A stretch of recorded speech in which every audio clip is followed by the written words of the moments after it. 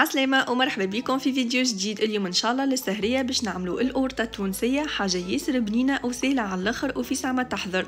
انا عملتهم مرة هذه كيبات هكا صغيرونين متحفنين على طريقتي، تو نشوفوا من بعد كيفاش باش نشكلوهم. اول حاجة لهنا باش نعملوها باش نحضروا الكريم. انا اخترت باش نعمل الكريم هذه الباكوات قوعة ترشية وجات ياسر بنينة وفاوحة. ننصحكم بها اذا كان تلقاوها اشريوا منها واعملوها، معناها ياسر بنينة. سينو اذا كان ما تحبوش القوم تاع العطرشية اعملوا فاني والا اعملوا الكريمه العربي، تنخليكم الريسيت نتاعها في صندوق الوصف. الحلول الكل موجوده.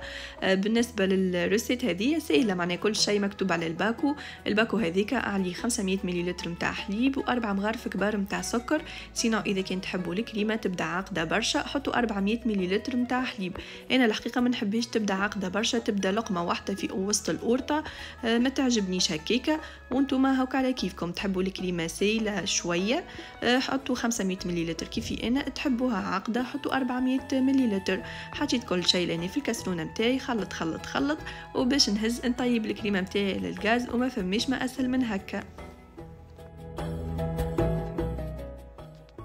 وهذه لهنا الكريمه نتاعي صاي حضرت باش نفرغها في صحفه وهي مازالت هكا سخونه تغلي، وباش نغطيها بابي سولوفان والا ساشي. المهم نحطوهم اون كونتاكت مع الكريم باش ما تعمليش هكا القشره من فوق، وهكيكا تفسدلنا تجي فيها القشره تولي منظرها مش باهي وزيد التكستور نتاعها تولي مش باهيه.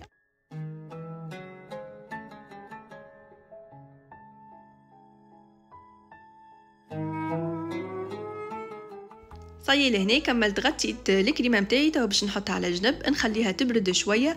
انا خليتها تبرد يدوب شويه ومن بعد خدمت بها. اذا كان عندكم وقت خليوها تبرد بالباهي. وباش نتعديو توا لبقيه المكونات. باش نستحقوا 50 غرام نتاع زبده، ذوبتها الزبده ضروري راهو باش نستحقوا للزبده، معناها لازم منها. وباش نستحق لهنا للبريك هذه باكو نتاع ملصوقه يبدا الدوائر الصغار. اذا كان ما عندكمش هذوما الدوائر الصغار تاخذوا الكبيره وتقصوها وتعملوا بنفس الطريقه. وباش نستحقوا الكميه نتاع فاكهه، خذوا الكميه اللي تحبوا عليها وخذوا نوعيه الفاكهه اللي تحبوا عليها، فصدق بوفريوه لوز اللي تحبوا. انا باش نعملها بالبوفريوه، خديت شويه بوفريوه الحقيقه ما وزنتش، عرجتهم ومن بعد رحيتهم ما يبداوش مهروشين ومش رطبين برشا. وتوا باش نبدا ندهن الاوراق نتاعي نتاع الملصوقه. في كل كعبه باش نحط ورقتين من اللوطه، واذا كان تحبوا تنجموا تحطوا 3. انا الحقيقه ما حبيتش تكون ياسر معبيه بالاوراق نتاع الملصوقه، على خاطر مره عملت برشا اوراق نتاع ملصوقه واللي في الوسط قاعدوا نايين، دونك حطيت ورقتين جات خفيفه وياسر بنينه كتتاكل ما تفيقش بروحك كي تكمل الكعبه. مش الفايده تحطوا معناها برشا اوراق نتاع ملصوقه. وهذه رايي انا وانتم على كيفكم. خذيت هنا الكعبتين الاولانيين هذوكم ادهنتهم، وخذيت هنا القالب هذايا اللي باش نطيب فيه كعيبات صغار كيف ما قلت لكم. سينو تنجموا تعملوا كعبه كبيره راهو، اما الحق انا عجبوني هكا يبداو صغيرين محليهم. سينو اذا كنت تحبوا كبيره مصورتها ديجا، نخلي لكم الليام تاعها في صندوق الوصف، والا هاكا واضح تعملوا كعبه كبيره في طبق كبير وكل شيء هكيكا بنفس الطريقه. ريتوا الكعبتين الاولانيين حطيتهم هكيكا فوق بعضهم وحطيتهم في الرمكه، وكيف كيف الكعبتين هذوما وبنفس الطريقه سهله ماهله ما فيها حتى شيء. وهذه الكريمه نتاعي حطيتها في البوش هذيك. سينو تنجموا معناها تحطوها في ساشي هكيكا باش تكون اسهل لكم بالمغرفه تقعدوا تحطوا وتتبلبز لكم الدنيا. وبديت لهنا نحط في الفاكهه بعد لا كملت الكعبات نتاعي الكل. حطوا كميه الفاكهه اللي تحبوا عليها، وقد ما تشخشخوها قد ما باش تجيكم بنه على بنه. انا كيف ما تشوفوا هكيكا قعدت نحط للي تتعبى شويه ونستوي، نحاول نستوي نملي هكا الجنابات باش بعد تجيني في المنظر مزيانه، ونواصل هكيكا نعملهم الكل للي يكملوا الكعبات. وتوا جاي وقت الكريم. ريتو انا الكريم مازالت راهي سخونه، هي ما تقلقش الجمله، راه تحبوا تخدموا بها سخونه عادي، تحبوا تخليوها تبرد كيف معناها عادي. كملت لهنا حطيت كميه الكريم، حطوا كميه هكا باهيه نتاع فاكهه وزيد نتاع كريمه. نحاول هكا نستوي الكريمه هذيك. وتوا هي نورمالمون القورطه التونسيه معناها الاصليه تحطوا زيد اوراق ملصوقه من الفوق بنفس الطريقه اللي لوطه. انا اخترت هكا باش ناخذ كعبات هكا نتاع اوراق ملصوقه، روليتها بالطريقه الواضحه قدامكم وقصيتها هكا وباش نحطها من فوق بعد ندهنهم بالزبده. بالطبيعه جيت في المنظر ياسر مزيانه وجيت خفيفه على الاخر، كما قلت لكم ما حبيتش تبدا فيها برشا الاوراق نتاع الملصوقه. بعد لا كملت قصيتهم كيف ما شفتوا هكيكا، جبت لهنا الزبده متاعي وباش ندهنهم بالزبده، ضروري زيدا ندهنوهم بالزبده هكيكا بالباهي، ومن بعدين نعملوا هكيكا بالطريقه هذيك باش الزبده تدخل فيهم. وراو القوالب اللي حطيت فيهم زيدا ادهنتهم بشويه زبده كيما وريتكم قبيله في الفيديو، جوست انا ما قلتش باش ما يلصقوش. وجبت لهنا الكعبات متاعي باش نبدا نحط في الملصوقه اللي قصيتها بطريقه هكيكا الواضحه قدامكم بشكل عشوائي على الاخر، ومن بعد في المنظر تطلع ياسر مزيانه وهكا خفيفه على الاخر.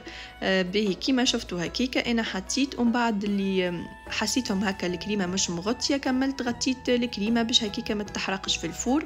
وصاي لهنا كملت عملتهم الكلهم هكيكا، وجبت لهنا البلاتو متاعي باش نرصفهم في البلاتو ونحطهم يطيبوا. حطيت مره الاولى طيبتهم اللوطه كهو، ومن بعد شعلت الفوقاني كي شفت اللوطانيين حماروا شعلت الفوقاني باش تحمروا. وصاي لهنا حضروا، وهذيك اللون اللي تحصلت عليه، ما تحمروهمش اكثر من اللازم. وهيك الكريمه جوها باهي لا تحرقت لحد شيء، وراهي تتشحر. هي انا جست في كل كعبه باش نحط خيط هكا متاع شحور مش برشا، اذا كنت تحبوها مشحره برشا هاكا شحروها برشا. بالنسبه للشحور ما شاركتوش معاكم نفس الشحور متاع اليويو، راهو عملت بيه خاطر فضلي دونك ما طيبتش شحور.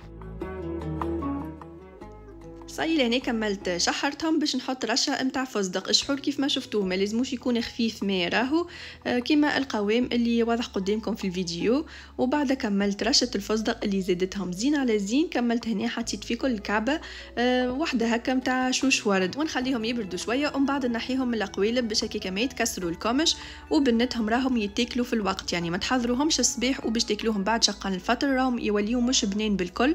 وباش نقدمهم انا نحطهم فوق هذوكم نورمالمون فهمتوني. المهم باش يجيو هكا بالطريقه هذه.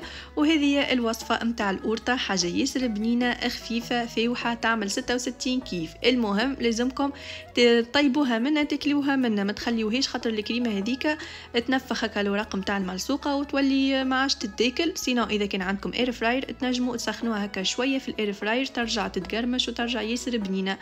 وان شاء الله يكون عجبكم الفيديو نتاع اليوم، واهم شيء تجربوا الروسيت. وهذه راهي مش القورطه الاصليه التونسيه، نخلي لكم الروسيت نتاعها في صندوق الوصف. هذه انا هكا تفلسفت شويه وعملتها بالطريقه هذه وخرجت ياسر مزيانه في المنظر وحتى في البنه ياسر بنينه. يلا توا نقول لكم بسلامه وشهيه طيبه.